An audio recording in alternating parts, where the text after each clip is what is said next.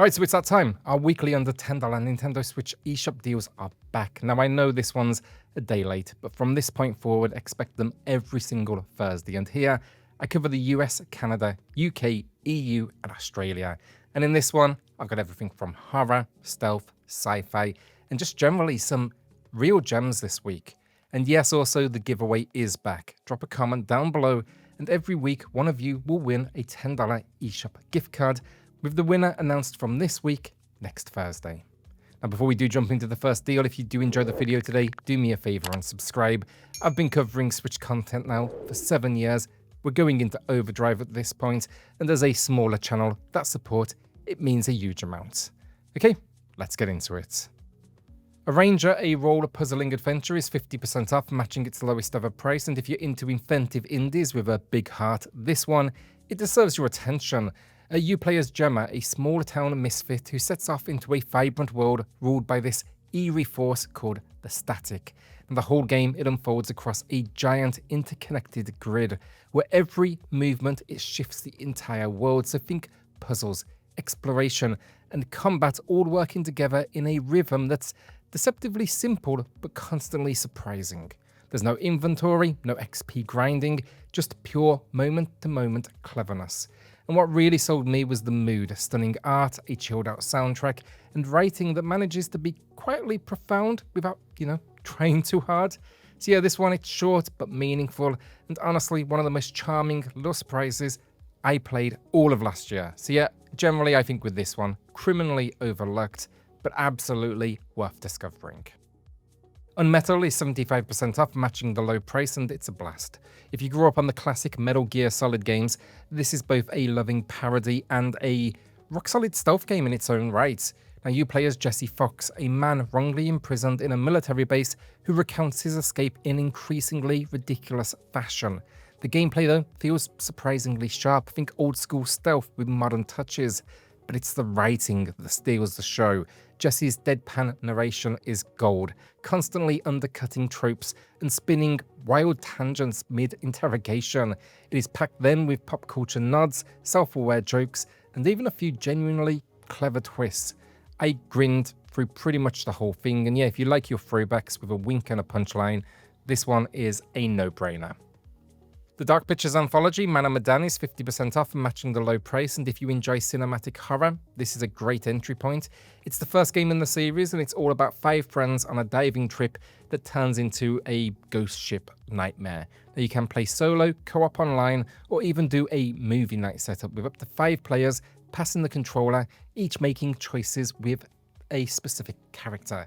It's more interactive film than traditional game, think tense decisions, branching outcomes, and quick time events that actually matter. It's all really about keeping these people alive. And yeah, the Switch version then includes updated quick time event settings, extra deaths in the ending, and accessibility improvements that really do help. So yeah, I've always loved the format. Sure, atmospheric, ideal for horror fans who want story and suspense over, twitchy action. And having both this and Little Hope on the system, which is also on sale in the US right now, it just feels like a real win for Nintendo, and you'll find my review in the pinned comments. A quick thank you then to today's sponsor, Untold Tales, who just dropped their newest title on the eShop Railroute. Now it's out now with a 20% launch discount, so if you want to jump in with a tidy little saving, now is that time. But what is it all about? Well, Railroute lets you design, build and automate a railway empire. You'll start small with just a few stations and tracks and gradually grow your network into this fully automated system. It's all about managing train routes across real-world inspired cities. Think Tokyo, London, Paris, glamorous Birmingham, my hometown, and yeah, hell of a lot more from there. There's even a few ways to play too, which I really do like. Story mode kind of gives you a guided intro with a mentor character. They walk you through the ropes. This is the perfect place to start. Endless mode then is just chill and relax. You're going to be building at your own pace, so come here after you understand the mechanics. Timetable mode is more puzzle-like with strategic challenges, definitely a little bit more, tense. And then rush hour mode, well, I think the name kind of gives it away. It's for those of you who like pressure, wave after wave of train traffic and tight deadlines. So yeah, overall with this one, it's easy to pick up, but there's more depth for those who want it.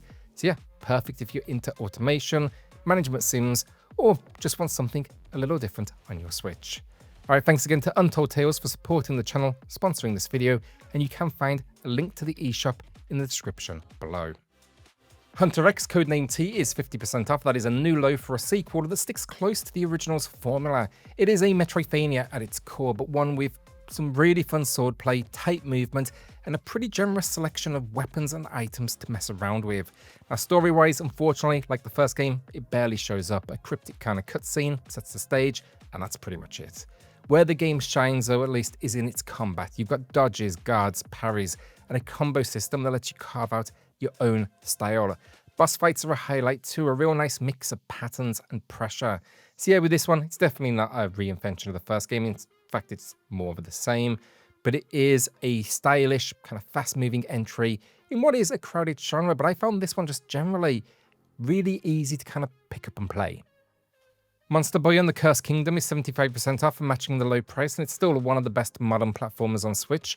The hand-drawn animation here is stunning. The music lineup is packed with legends, and the game's central mechanic swapping between animal forms, it adds constant variety to both combat and exploration. One form, for example, will let you wall jump, another dashes through water, another clings to ceilings. That variety matters because this is a meaty adventure. It's pushing past the 15-hour mark with loads of secrets and side paths. It also just plays generally like a love letter to Wonder Boy, which is exactly what you want, but it does add then a modern edge and incredibly tight controls. So yeah, easily, in my opinion, one of the finest 2D adventures on the system, and at this price, I think it's a no-brainer. Tinykin is 75% off and matching the low price, and if you like Pikmin-style puzzling with a part of a 3D platformer collectathon, I think this is absolutely worth your time. You're playing as Milo, shrunk down and skating around on a soap bar in a massive house filled with chatty insects, weird gadgets, and old-school nostalgia. The vibe, it's kind of pure Saturday morning cartoon, bright colours, good humour, and a kind of breezy sense of exploration. The Tinykin themselves then each have special powers, from building bridges to carrying items, and the levels are packed with secrets and collectibles that definitely will keep you coming back if collectathon is your thing. If it's not, probably don't come here. That's what I would say. And that's because, look, honestly, if you don't love tracking down every single shiny thing, the pace with this one can start to drag. But for me, generally, I'm not the biggest fan of that loop, transparently, but the charm here made up for it. Regarding performance as well, the frame rate does wobble occasionally. Nothing that impacted it for me personally. Probably a good chance as well it's going to be stable on Switch 2 too, but I don't want to commit to that statement just purely because I haven't personally tested it. Everspace Stellar Edition is 85% off, matching its lowest ever price, and for sci-fi fans, this is an easy recommendation. It is a roguelike space shooter, which might sound niche, but once the loop clicks, really hooks you. You are constantly here upgrading your ship, improvising with what you find, and learning the quirks of its shifting galaxy. And while you never leave the cockpit, it never gets dull. The ship-to-ship combat is fast, tactical, and satisfying. The visuals then still hold up as well, with some of the most vibrant space vistas on the Switch, and this edition then also includes the DLC, the art book, and the full soundtrack. Its sequel then as well, it ditched the roguelike formula, and I'm really hoping that one makes its way to the Switch too. Trinity Fusion is 60% off and matching the low price, and if you're into sci-fi action roguelikes, this is one of the more under-the-radar gems in the genre. Now you play as 3 parallel versions of yourself, each with their own abilities and homeworlds, and while it takes a couple of hours to click, or at least that was the case for me, it's absolutely worth sticking with. The level design mixes handcrafted rooms and procedural structure, the combat has some real weight to it, and the abilities you unlock can completely shift the playstyle. That said though, like as I said, it took me a while to click. I had to kind of warm up to a few things, the animation style, a few performance hiccups, particularly in later areas, but I think by the end game, this one's just got ambition. It's a unique multi-verse structure, and again, that roguelike loop becomes more satisfying the deeper you go. It's one I'd personally love to see get a Switch 2 performance boost, just generally in regards to things like the resolution, the visuals, but I am sure that the Switch 2 most likely cleans up that frame rate. Resident Evil 5 and 6 are both 50% off, matching the lowest ever price, and while they've always been decent enough ports on Switch 1, they have had a real glow up on Switch 2. Now, shout out to the guys over at SwitchUp. They tested both recently. The performance is smoother, visuals are crisper, and if you're diving in fresh, this is easily going to be the best way to play them on the go. Now, I know 5 and 6, not the most loved in the RE series, let's face it, but for co-op action fans, they're packed with content. And at this price, it's basically 2 games for the cost of 1. Well, it is 50% off. But look, if you've just picked up a Switch 2 and you want some RE goodness in your library, these are going to be an option. Just maybe again, check out SwitchUp's video first. Dementium, the ward, is 80% off a new low price, and while I've got to be honest here, this one didn't click for us when Grinning Wolf Games reviewed it on the channel. I'll link his channel down below.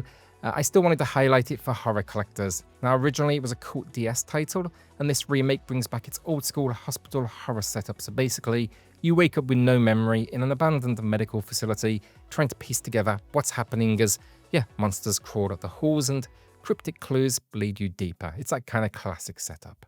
The atmosphere, it still holds a bit of charm, I'll give it that, but it's definitely dated. Low-res textures, basic enemy design, and a fairly repetitive loop. That said though, if you've got nostalgia for the original, or just want a bit of spooky handheld goodness, the price might make it worth a gamble. You can check out our full review in the pinned comments. Warworld then is our final game of the video. It's 60% off, matching its lowest ever price, and this one's a gem. It kept popping up in my comments, so I finally gave it a go, and totally hooked. It's a clever mix of roguelike, tower defense, and mining sim, all wrapped in this really beautiful pixel art. You're basically scaling a massive wall with your robo-spider base, drilling into different biomes to collect resources, upgrading gear, and prepping for what are wave-based attacks. There is, with this one, a surprising amount of strategy baked in, balancing how deep you dig versus how well you defend. It is often tense, it's fast-paced, which I didn't expect, and just really addictive. You'll also get a ton of gameplay here, easily 15+ hours, and honestly, it is, I think, generally worth it for the concept alone. I can't name another game quite like it. See, if you want something unique and a little weird that plays brilliantly on handheld, grab this while it's discounted. And that is the video done. Will you be adding anything to the library this week? And let me know in the comments. With that, then hit subscribe. Join us here for reviews, deals, news, and lists daily. And I'll see you all on the next video. Cheers all.